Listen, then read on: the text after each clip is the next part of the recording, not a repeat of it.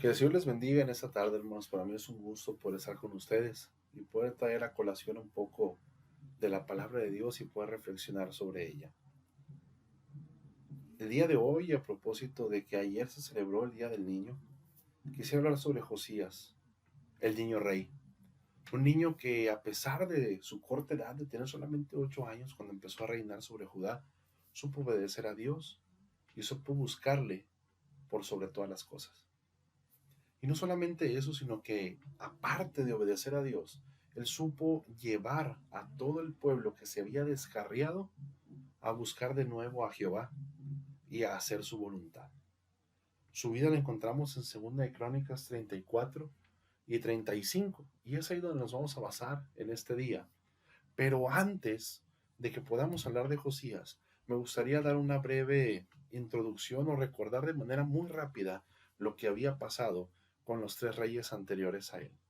Primero que nada, su bisabuelo Ezequías había reinado por 29 años en Judá y durante este tiempo había puesto fin a la idolatría, reabrió el templo, lo purificó y llamó a un arrepentimiento nacional. Reinstauró la Pascua y él fallece después de 29 años. Y su hijo Manasés, lejos de seguir con lo que su padre había hecho de buscar a Dios, él se descarrió. Él buscó a los ídolos y buscó las prácticas de los pueblos con los que Dios le había dicho que no se juntara. Él destruyó todo lo logrado por Ezequías su padre. Había llevado a Judá a la idolatría, al ocultismo y a la brujería. Había matado a los profetas, erigido ídolos en el templo de Dios, dentro del templo de Dios. Y no solamente eso, sino como algo espantoso, sacrificó a sus hijos a los ídolos. Había sacrificado a sus hijos a Moloc, haciéndolos pasar por fuego. Amón, su hijo, cuando su padre Manasés fallece, él no busca a Dios como su abuelo, sino que continúa con las malas prácticas de su padre, muriendo 2 años después, asesinado por sus siervos. ¿Y por qué digo que era algo espantoso sacrificar a los hijos haciéndolos pasar por fuego? Porque había dos formas. Uno, los podían meter a la hoguera y quemarlos. Y la segunda y más espantosa era que al ser los ídolos, al ser esa estatua de Moloch de metal, la ponían a calentar al rojo vivo y a los bebecitos desnudos los ponían en las manos de esas estatuas para que ahí murieran por fuego, para que murieran por el calor.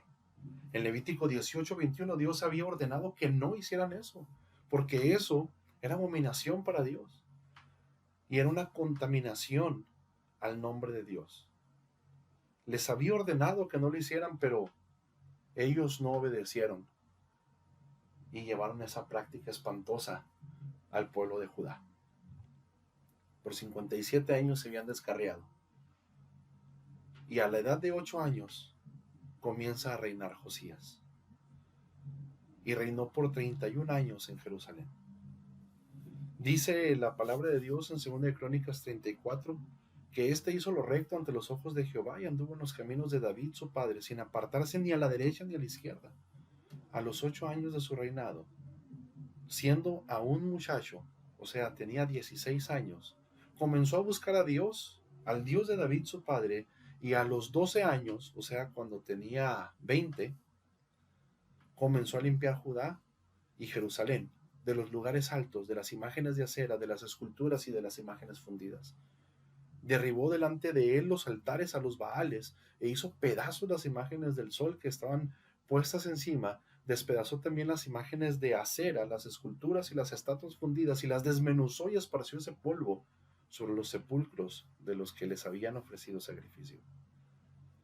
Quemó además los huesos de los sacerdotes sobre sus altares y limpió a Judá y a Jerusalén. Lo mismo hizo en las ciudades de Manasés, Efraín, Simeón y hasta Neftalí, y en los lugares asolados alrededor. Y cuando hubo derribado los altares y las imágenes de Acera y quebrado y desmenuzado las esculturas y destruido todos los ídolos por toda la tierra, volvió a Jerusalén.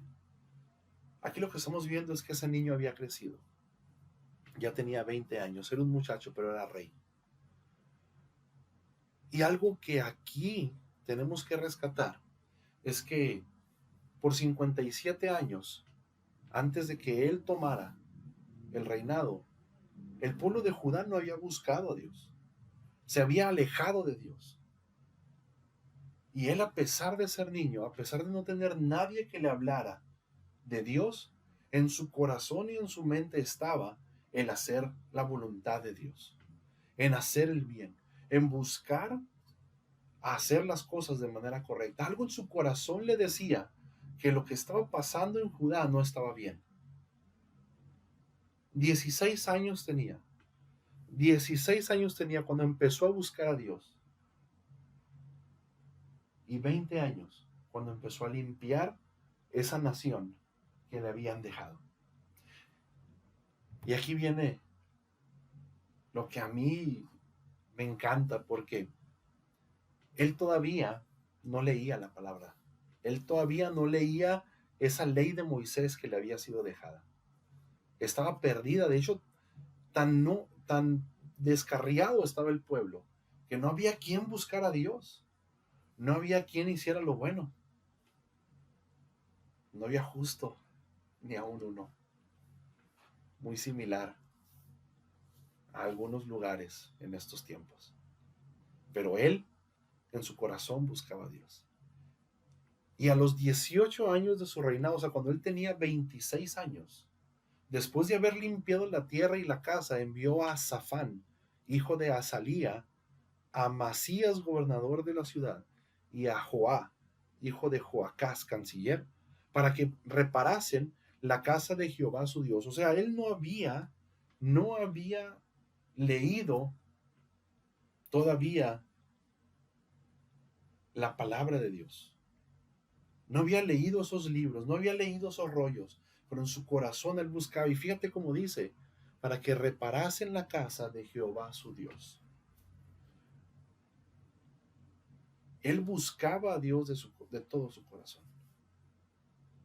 Y vinieron estos al sumo sacerdote Hilcías y dieron el dinero que había sido traído a la casa de Jehová, que los levitas que guardaban la puerta habían recogido de mano de Manasés y de Efraín, y de todo el remanente de Israel y de todo Judá y Benjamín, y de los habitantes de Jerusalén.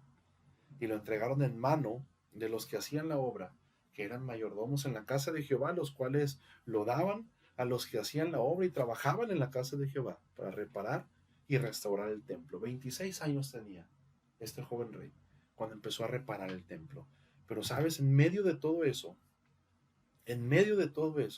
pasa algo extraordinario. Porque cuando estaban sacando el dinero que habían traído de la casa de Jehová, el sacerdote Hilcías halló el libro de la ley de Jehová dada por Moisés. 26 años tenía él.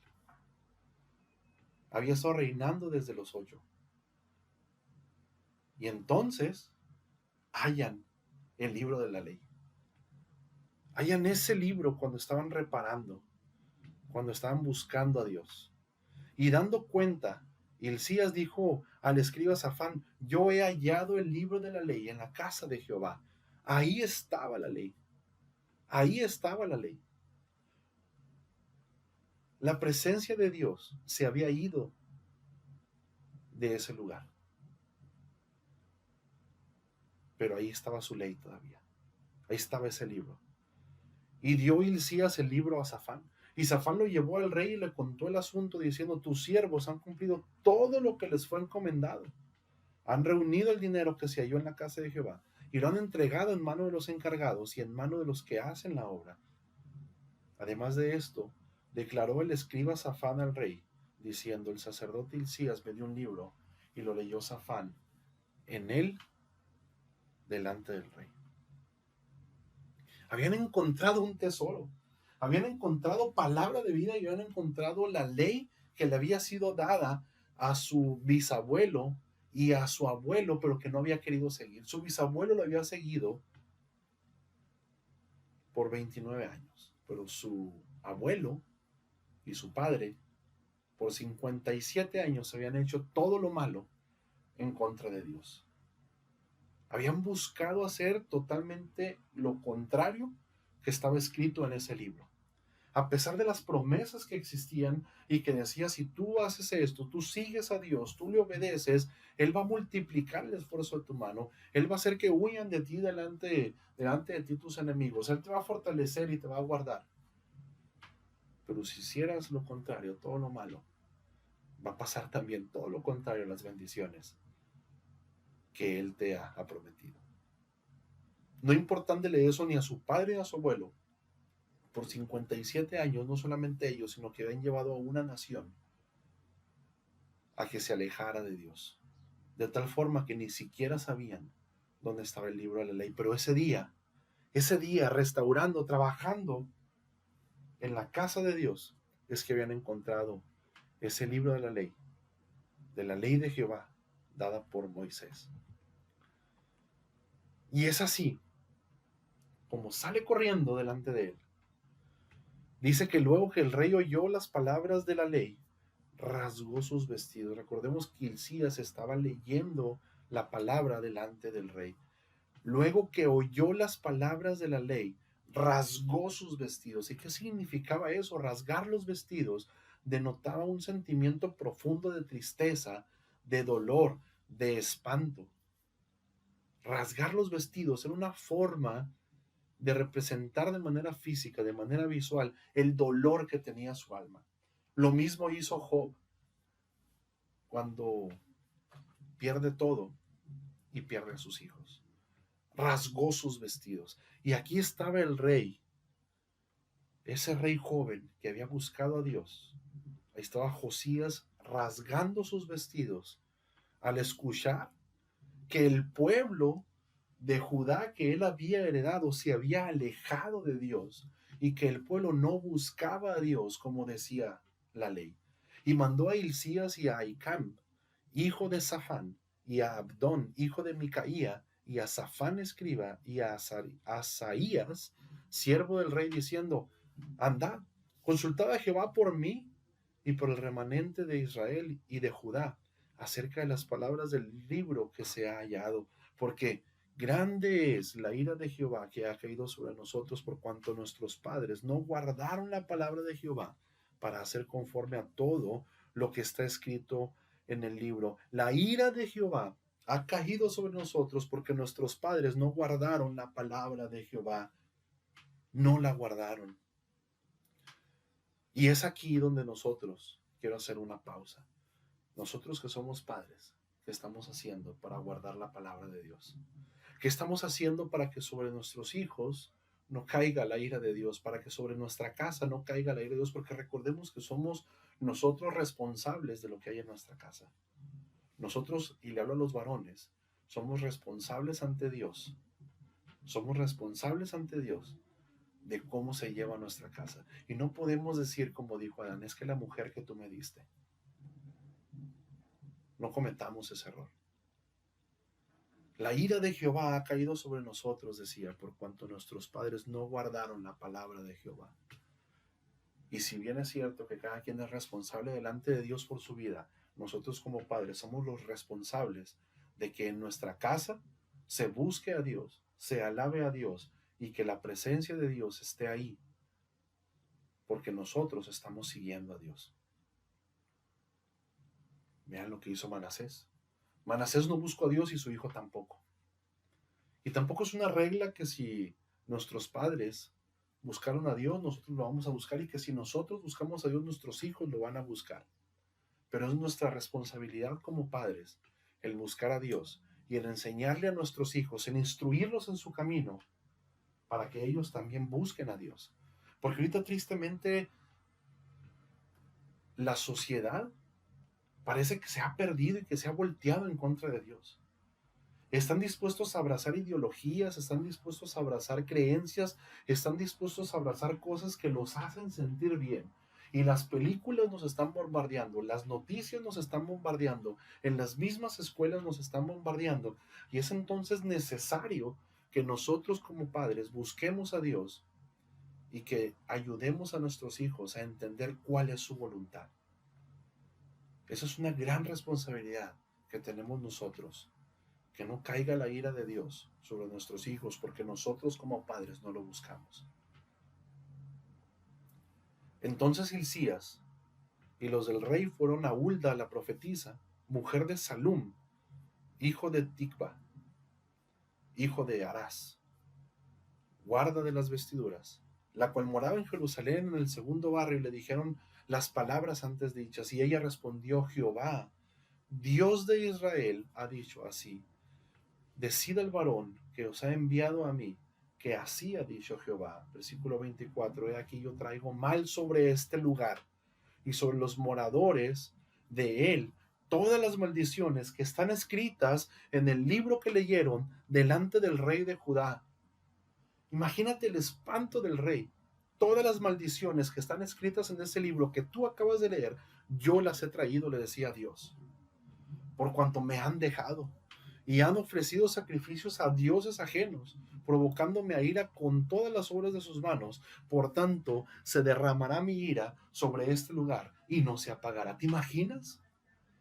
¿Te imaginas caer en las manos de Dios enojado?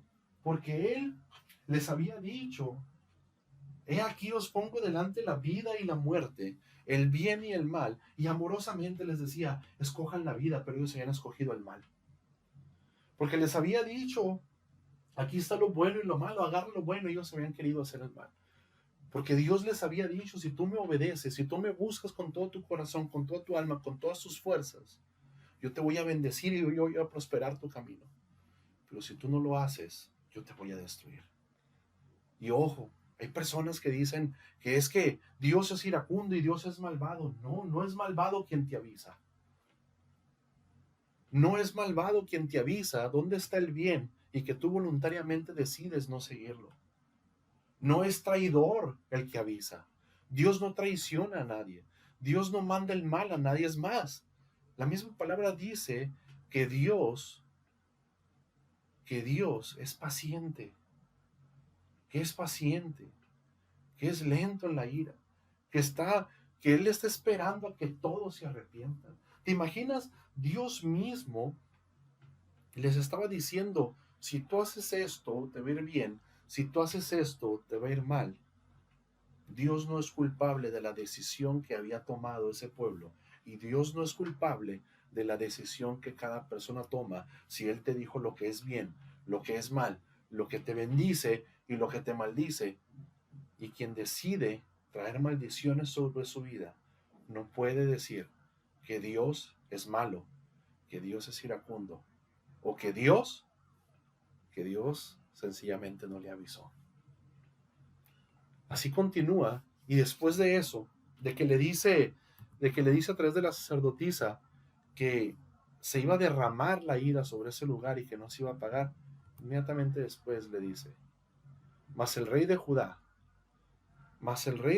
que os ha enviado a consultar a Jehová, así le diréis: Jehová, el Dios de Israel, ha dicho así: por cuanto oíste mi palabra, por cuanto oíste las palabras del libro, y tu corazón se conmovió. Recordemos que se había rasgado las vestiduras, y te humillaste delante de Dios al oír las palabras sobre este lugar y sobre sus moradores, y te humillaste delante de mí, y rasgaste tus vestidos y lloraste en mi presencia.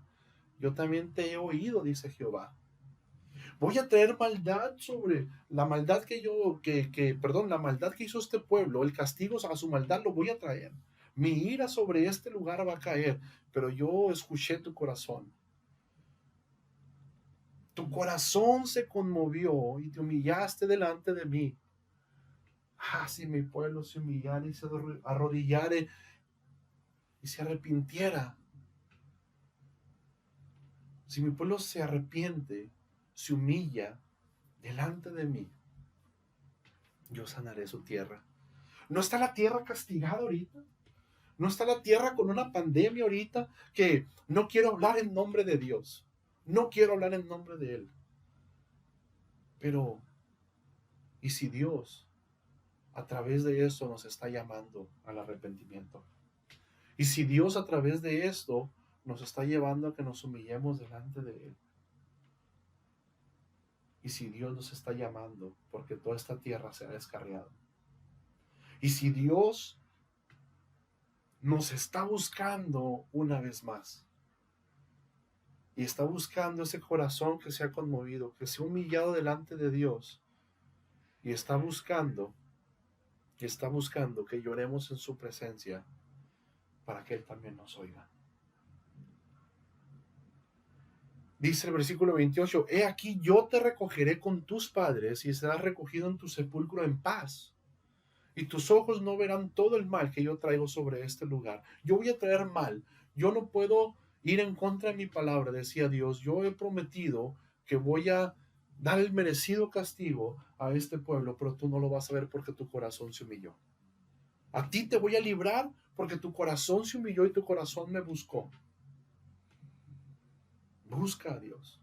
Humíllate delante de Él. Conmuévete en tu corazón. Llora delante de Él si es necesario. Y que Dios tenga misericordia de nosotros. Entonces el rey envió y reunió a todos los ancianos de Judá y de Jerusalén, y subió el rey a la casa de Jehová, y con él todos los varones de Judá y los moradores de Jerusalén, y los sacerdotes, los levitas y todo el pueblo, desde el mayor hasta el más pequeño, y leyó a oídos de ellos todas las palabras del libro del pacto que habían sido hallados en la casa de Jehová.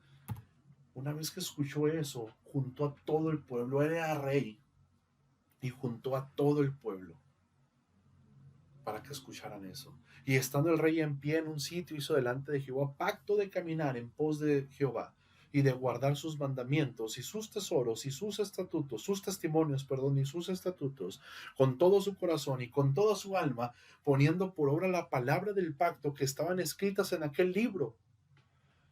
Él hizo promesa delante de Dios de seguirlo, de caminar en pos de Jehová y de guardar sus mandamientos. Versículo 32, se hizo que se obligaran a ellos todos, a ello todos los que estaban en Jerusalén y en Benjamín, y los moradores de Jerusalén hicieron conforme al pacto de Dios y el Dios de sus padres. Y aquí quiero rescatar algo. A veces tenemos visitas en casa. A veces tenemos personas ajenas, porque aquí dice que obligó a todos los que estaban en Jerusalén. Y tenemos personas ajenas en casa y nos quieren invitar a que hagamos cosas que no van conforme a la voluntad de Dios. Y voy a ser muy tajante en esto. Servir a Dios no es negociable. Servir a Dios no es negociable. Josué, cuando todo el pueblo se fue en contra de él, una vez que Dios les había dado la victoria, una vez que los había sostenido en el desierto, una vez que habían visto cómo derribaba las fortalezas de Jericó, se quisieron descarriar, y Josué se paró delante de ellos y dijo: yo y mi casa serviremos a Jehová. Ustedes vayan en pos de lo que quieran, en pos de los dioses, descarríense, pero yo y mi casa serviremos a Jehová.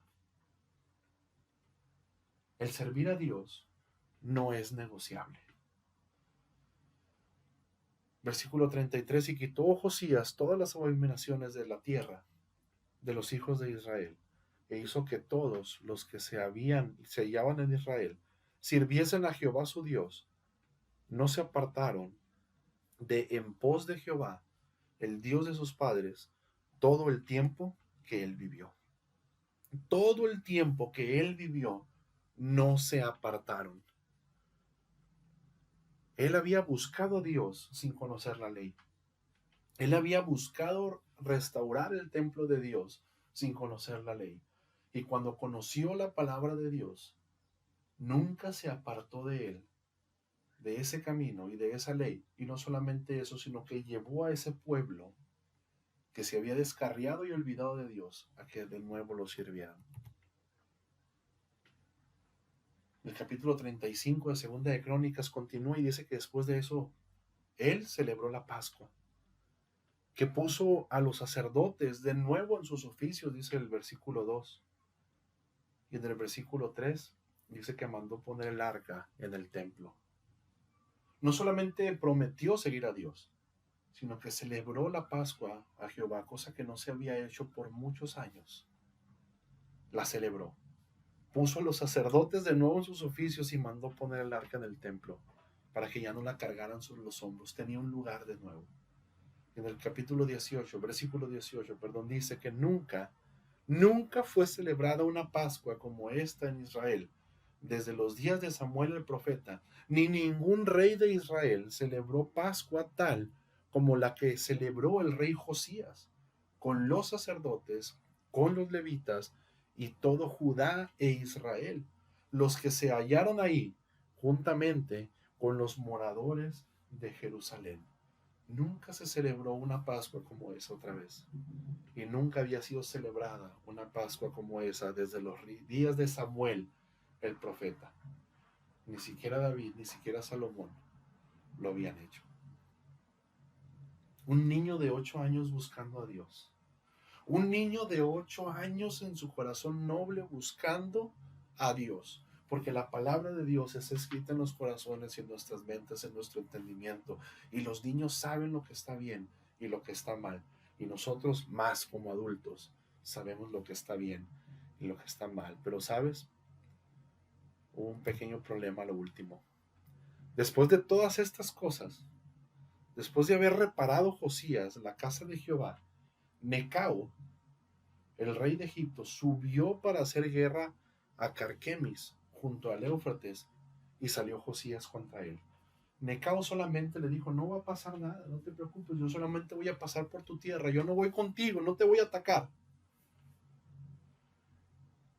Pero salió Josías contra él a atacarlo. Y Necao le responde y le dice, ¿qué tengo yo contigo, rey de Judá? No vengo contra ti. No es tu batalla, no es tu pleito, no te metas. Yo no vengo contra ti hoy, sino contra la casa que me hace guerra. Carquemis le había estado haciendo guerra y le dijo, yo voy contra él, no contigo. Y Dios me ha dicho que me apresure. Deja de oponerte a Dios, quien está conmigo, no sea que Él te destruya. Josías había buscado a Dios, había orado a Dios, pero algo que podemos rescatar aquí es que antes de salir contra Necao, él no oró a Dios. Él estaba tan confiado que Dios estaba con él, que él no oró a Dios, no consultó a Dios y salió, pero Necao sí tenía una orden de Dios de ir a destruir a Carquemis. Y versículo 22 dice, Josías no se retiró, sino que se disfrazó para darle batalla y no atendió a las palabras de Necao que eran de boca de Dios, y vino a darle batalla en el campo de Megiddo. Josías, después de haber tenido un encuentro con Dios de tal magnitud, no escuchó la voz de Dios. Y cuidado cuando nosotros decimos que hablamos en nombre de Dios, cuando creemos que Dios nos habló. Cuando creemos que Dios nos habló, hay personas que dicen, es que mi Dios me dijo que te dijera. Cuidado cuando hacemos eso. Él no oró a Dios. Él no oró a Dios. Y salió y hizo lo que su corazón le dictó, no lo que Dios le había dicho. Y a lo largo de la palabra de Dios, podemos ver que muchas derrotas fueron porque no consultaron a Dios. Muchas derrotas fueron porque no consultaron a Dios. Antes de hacer cualquier cosa, primero ora a Dios y que Dios te dé sabiduría. Todos los días lo mejor que puedes hacer es levantarte, orar a Dios y pedirle que te guíe en ese día que viene por delante. Josías no se retiró. Josías no hizo caso a lo que Necao le decía que Dios le había dicho. Deja de oponerte a Dios, le dijo. No hizo caso, se disfrazó y se fue a pelear una batalla que no era de él. El versículo 23 dice, y los flecheros tiraron contra el rey Josías. Recordemos que él estaba disfrazado, no sabían que era el rey Josías. Los flecheros tiraron contra el rey Josías. Entonces dijo el rey a sus siervos, quítenme de aquí porque estoy gravemente herido. A través de Necao, Dios le había dicho a Josías, vete, no es tu batalla, no vengo contra ti, no mandé este rey contra ti, este juicio no lo había mandado contra él. Pero él no hizo caso, hizo lo que le dictó su corazón y le costó la vida. Entonces sus siervos lo sacaron de aquel carro y lo pusieron en un segundo carro que tenía y lo llevaron a Jerusalén, donde murió. y los sepultaron en los sepulcros de sus padres. Y todo Judá y Jerusalén hicieron duelo por Josías. Hicieron duelo por Josías. Josías había tenido un encuentro con Dios. Josías había buscado a Dios a pesar que nadie lo buscaba. Y Josías es una enseñanza y es un ejemplo de que a pesar de que el mundo está como está en este momento, nosotros podemos buscar a Dios. A pesar de que nadie busque a Dios, es mi responsabilidad individual buscar a Dios. Y no solamente eso, sino guiar también a mi casa a que busquen también a Dios. Enseñarle a mis hijos que Dios es soberano y que Dios siempre está buscando el bien para nosotros. Aquí le decía, no es tu batalla, no vayas para allá. Y de cuántas cosas no nos ha librado Dios y a veces ni nos hemos dado cuenta. Pero Él en su amor, en su misericordia nos sigue protegiendo. A Josías le costó la vida. Pero a pesar de eso, la palabra dice en 2 de Reyes 23-25 que no hubo otro rey antes de él. No hubo otro rey antes de él que se convirtiese a Jehová de todo su corazón, de toda su alma y de todas sus fuerzas. De todo su corazón, de toda su alma y de todas sus fuerzas, conforme a la ley de Moisés. Ni después de él nació otro igual.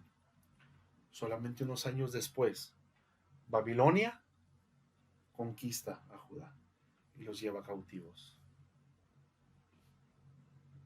Solamente unos años después son conquistados. Pero no hubo otro rey antes de él que se convirtiese a Jehová de todo su corazón, de toda su alma y de todas sus fuerzas. Ni hubo otro igual a él. Un rey que fue niño. Un rey que a los 8 años tomó la dirección de una nación que no buscaba a Dios, pero su corazón buscó a Dios. Al final es cierto, cometió un error, pero eso nos lleva a que reflexionemos de dónde tenemos puesto nuestro corazón. Nos lleva a que reflexionemos de que siempre debemos buscar a Dios, no solamente en la angustia, sino también en la prosperidad, que es donde más tendemos a olvidarnos de Dios. Josías estaba en prosperidad, Josías estaba en bendición, Josías estaba en un momento en el que había llevado a una nación descarriada a los pies de Dios y cometió un pequeño error que le costó la vida. No consultó a Dios. Y digo pequeño de manera irónica. A pesar de que estemos en una situación favorable, busquemos a Dios. No solamente cuando estemos en una situación adversa. No hubo otro rey que buscara a Dios con todo su corazón, toda su alma y todas sus fuerzas. Y la palabra de Dios, a pesar de cómo está el mundo ahorita, a pesar de cómo está el mundo, sigue siendo un aliciente. Toda palabra, toda escritura es inspirada por Dios. La Biblia es inspirada por Dios y es útil para enseñar, es útil para reprender, es útil para corregir y para instruir en la justicia, a fin de que los siervos de Dios estemos enteramente capacitados para toda buena obra. No vamos a encontrar a Dios fuera de su palabra. No vamos a encontrar la voluntad de Dios fuera de lo que Él mandó. No vamos a encontrar la justicia de Dios fuera de lo que Él ha inspirado, que es su escritura, que es su palabra. Leamos todos los días la Biblia, oremos todos los días, busquemos a Dios de todo corazón, de toda nuestra alma y de todas nuestras fuerzas. Y Él nos va a enseñar, nos va a instruir y nos va a capacitar para que hagamos toda buena obra. Oremos. Amantísimo Padre Celestial, gracias por este tiempo, gracias por este momento. Gracias por enseñarnos que a pesar de ser jóvenes, muchas personas tienen la capacidad de buscarte. A pesar de ser jóvenes o viejos, tú siempre estás ahí porque tú eres eterno, tú no tienes edad. Gracias porque a través de tu palabra podemos encontrar el aliento que necesitamos en tiempos de desesperación. Gracias porque en medio de toda esta perdición en la que está el mundo podemos encontrar tu justicia. Y gracias porque tú nos instruyes a través de ella. Permítenos ser, Señor, tener un corazón como Josías, que te buscaba a pesar de que nadie te buscaba en ese tiempo, que él buscaba restaurar la comunión contigo, a pesar de que nadie buscaba tener una relación con tu nombre, con tu palabra y con tu justicia. Permítenos, Señor, que seamos esos mensajeros, que seamos esas personas que han de salir y han de llevar tu palabra y este mensaje a esta nación que se ha corrompido, que se ha descarriado por tantos años y que hoy parece que lo que busca es encender tu ira. Sabemos que tu palabra se va a cumplir. Sabemos que se va a multiplicar la maldad de tal grado que la misma creación va a clamar que ya vengas. Pero sabemos, Señor, que tú no retardas tu promesa, sino que eres paciente y estás esperando que todos procedan al arrepentimiento. Mi trabajo es creer que tú vas a actuar. Mi trabajo es creer que tú vas a obrar. Mi trabajo es hacer lo que tú me has mandado. Y nuestro trabajo como iglesia es el seguir, es el salir y es el predicar la palabra de Dios. Fortalécenos, Señor, en medio de esta tribulación. Fortalécenos en medio de esta enfermedad que tiene el mundo en este momento. Y fortalécenos, Señor, en medio de esta epidemia. Y permite que pronto podamos regresar y contar las maravillas y las grandes obras que tú has hecho en nuestras vidas. A ti, Señor, sea toda la gloria, toda la honra, todo el imperio y la potencia, por los siglos de los siglos. Amén y amén. Que el Señor les bendiga.